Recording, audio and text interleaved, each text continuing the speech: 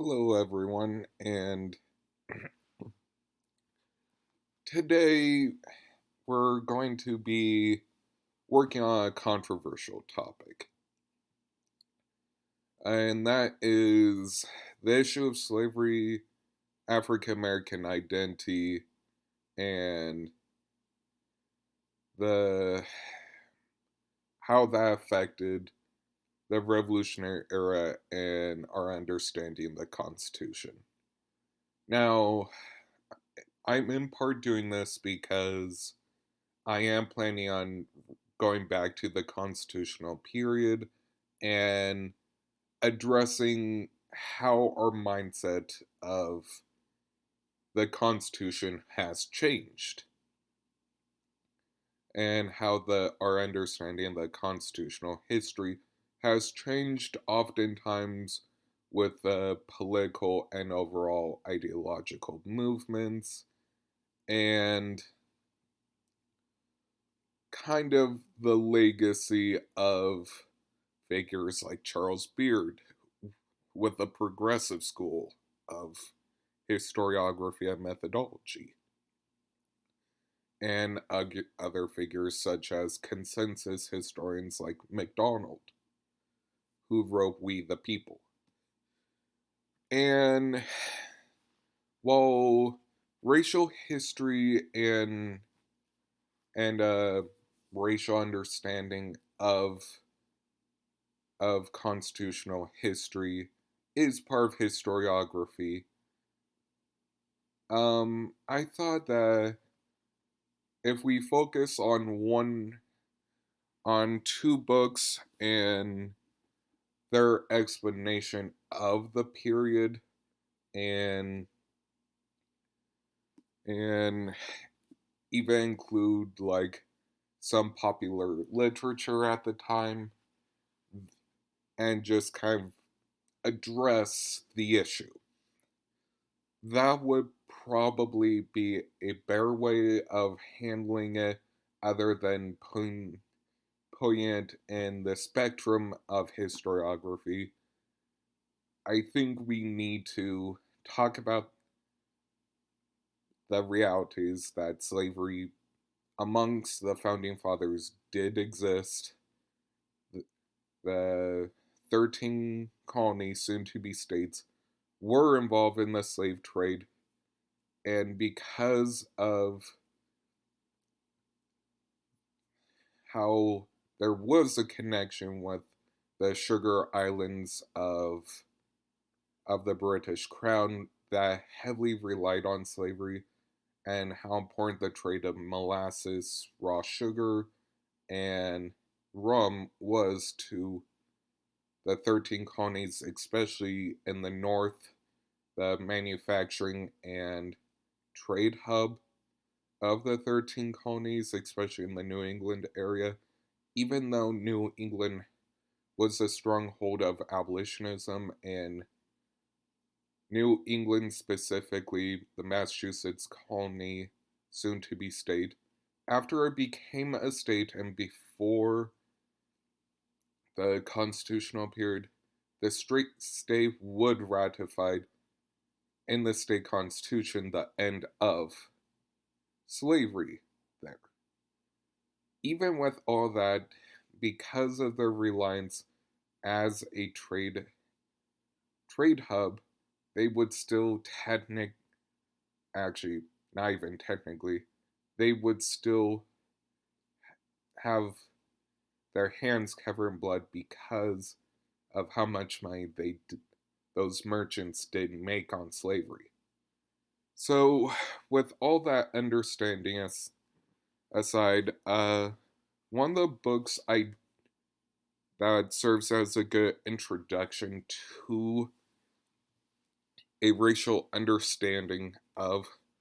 the Constitution and Revolution is Slavery's Constitution from Revolution to Ratification by David Waldstreicher. So, his focus on the book is utilizing the progressive era mindset of, or methodology, I should say, of David Beard and kind of understanding that, as I said earlier, the 13 colonies were overall part of the triangle slave trade and part of the Columbian Exchange. And with the South agricultural focus and the North manufacturing and trade focus, they were tied to slavery. And slavery in itself can't be separated from the revolution. In part because a lot of the politics, speeches, and mindset made it impossible to separate. Like, for instance, the Mansfield case, or the Somerset case that started Britain on the road of abolition, was in part a ruling saying that the law of Parliament were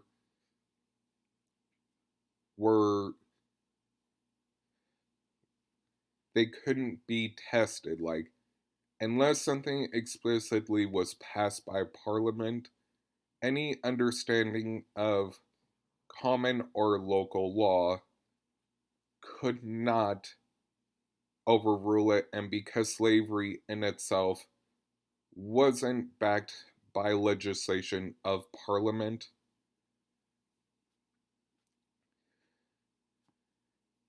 it in itself could be found to be illegal. While nothing, while this set the road for abolitionism, it was overall mostly intended by Judge Mansfield to be a statement about parliamentary rule of law. Although it, uh, although it would be a famous enough case that in many ways abolitionists or people with abolitionist leanings like Jane Austen would make his name famous in one of her novels, Mansfield Park, where the heroine Fanny lives with her uncle who has a plantation in the West Indies that is implied to be a very important part of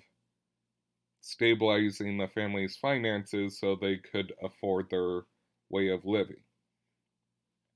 And while, unfortunately, because of censorship issues and the fact that while England had a freedom of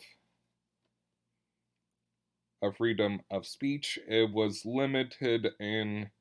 a lot of books that made political statements during the wars against France, especially the Napoleonic Wars, oftentimes wouldn't get past the censors, and since Jane Austen already had to write under pseudonym, this was the best she could do. This is what Fanny recollecting her talk with her uncle. But I do talk to him more than I used to. I am sure I do. Did you not hear me ask him about the slave trade last night? I did, and was in hopes the question would be followed up by others. It would have pleased your uncle to be inquired of farther. And I longed to do it, but there was such a dead silence. And while my cousins were sitting by without speaking a word, or seeming at all interested in the subject, I did not like, I thought it would appear as if I wanted to set myself off at their expense, by shewing a curiosity and pleasure in his information which he must wish his own daughters to feel.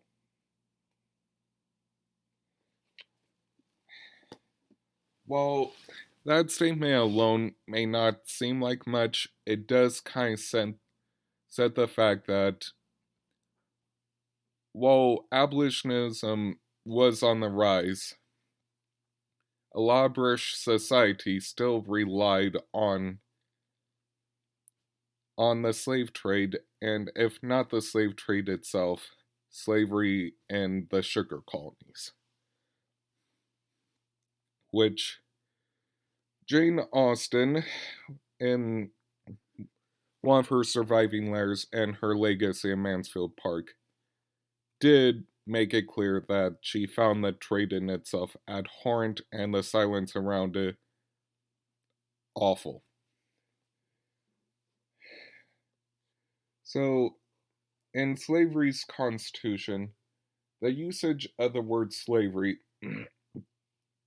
oftentimes also stretched to imply the 13 colonies were themselves slaves in the fact that they, because of the move of Parliament to have their rule of law overriding the colonies, and the issue of taxes, a lot of the colonies saw themselves as slaves to parliamentary legislation. And while we today would find that abhorrent, it was a legal argument that even a few of the famous members of Parliament, like William Pitt, did understand the usage of the language. And on top of all that, it wasn't like African Americans also did not let themselves, they did not stay in ambiguity. During this period, you also have the poet Phyllis Wheatley, who was making a name for herself around this time. You had the issues of Thomas Jefferson, who during this period would, in the Declaration of Independence, did write a scathing rebuke of Britain putting the 13 colonies as such an integral part of the slave trade. And while he himself would write several papers that did detect slavery, they would oftentimes portray it as something that worsened white people, and considering he himself would attack the intelligence of Phyllis Wheatley, this is his least complicated view on slavery, is when he tried to portray it as one of the ills that the British Empire brought on the now 13 states.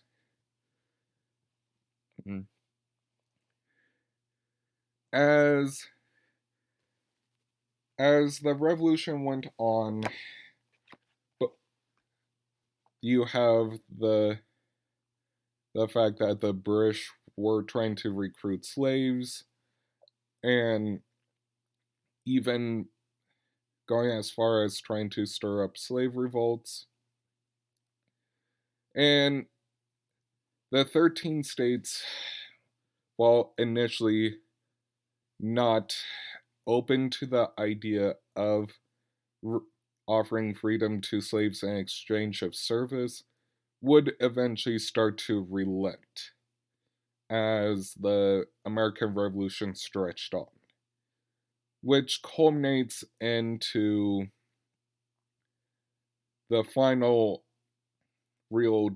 discussion of slavery, and that is the Constitution. Now,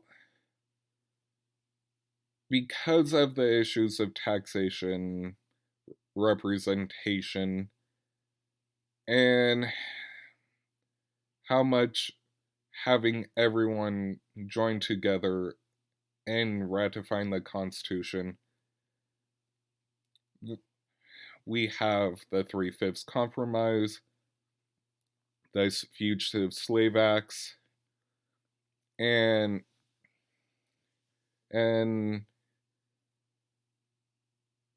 but we also have the fact that the Constitution itself, outside those instances, made no mention of slavery or even a guarantee of it. Because of that silence, the short term effect was yes, the Constitution can be seen and probably was a pro slavery Constitution.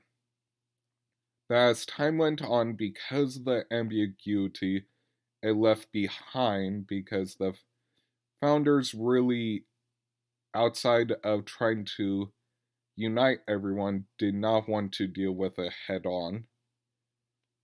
They left enough ambiguity that as time went on and when paired with the Declaration of Independence, a lot of slaves and abolitionists started viewing the Constitution and the lack of mention of slavery as a way to say, no, slavery is not guaranteed by the Constitution, and it's time we actually address the fact that we now have this anti slavery interpretation of the Constitution, especially when paired with the Declaration of Independence. We need some federal legislation to at least start the work of ending slavery, and outside of the compromises such as the Missouri Compromise and the Compromise of 1850, we should start having some federal legislation that does back the Constitution as anti-slavery. And in a lot of ways, these two mindsets would be, in a lot of ways, what led things to the Civil War. And to kind of understand the Black American perspective of the Revolutionary era and a lot of these issues, I do recommend Black Americans in the Revolutionary era, A Brief History with Documents, edited by Woody Holton. So, and in no way am I the final word. Heck, not even the book Slavery's Constitution is the final word on this topic. This is meant more to be a starting discussion, an open discussion, and if you want to have, and at least to try to understand how things have changed, how our mindsets have changed, and hopefully uh, offer a bit of understanding, and in some ways how some historians have thought about these issues. Anyway, have a good rest of your day, and please be nice to me in the comment section.